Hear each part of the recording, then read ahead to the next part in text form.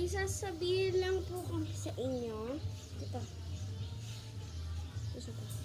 May sasabihin lang po kami sa inyo na wala na si Jordan. Pumunta na po sila sa kanilang bahay. Pinost ko po yun sa Jerlali Films na account namin. And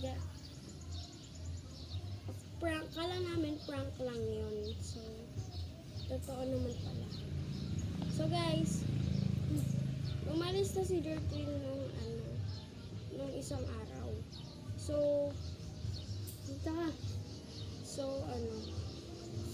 sad kami na wala na yung isang member namin ng Jerlali Films. So, hindi ko pa rin papalitin yung name. Nandun pa rin yung name na Jerlali Films. At yung profile lang yung pinalit ko, guys. Which is kami lang dalawa ni Late. Kasi nagsusumpong si Jordan. Dati pa po yun, guys. So, si Jordan kasi, guys, pumunta sila ng Cavite. Yung which is yung, yung bahay nila. Yung mama at saka yung si Jordan, yung kasama niya. Yung mama niya lang. Kaso, yung tatay niya nandito pa. So guys, sa hindi nakakaalam, pinsan po namin ni Late si Jordan. Tapos pinsan ko rin to, si Late. Magpinsan po kami ng tatlo. Nila Late. Tapos guys, di namin alam kung magkikwit na ba kami ng Jerlali Films or maggagawa pa rin kami ng film.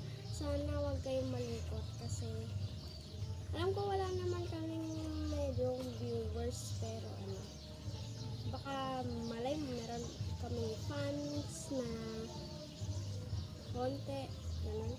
So guys, inulungkot namin na wala na yung isang member namin si Jordan.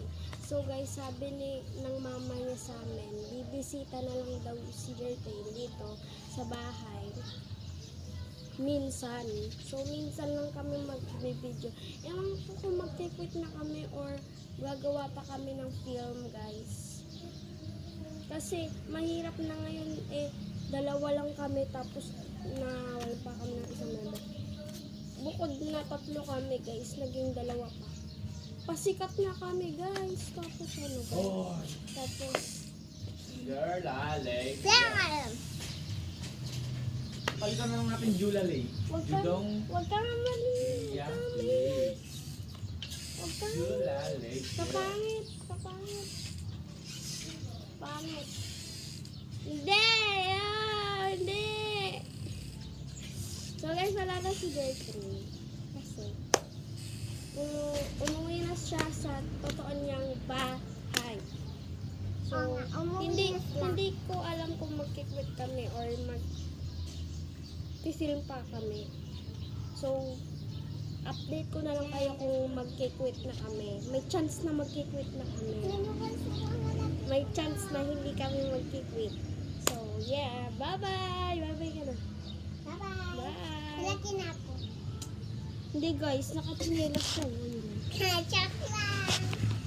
Bye guys! Papa.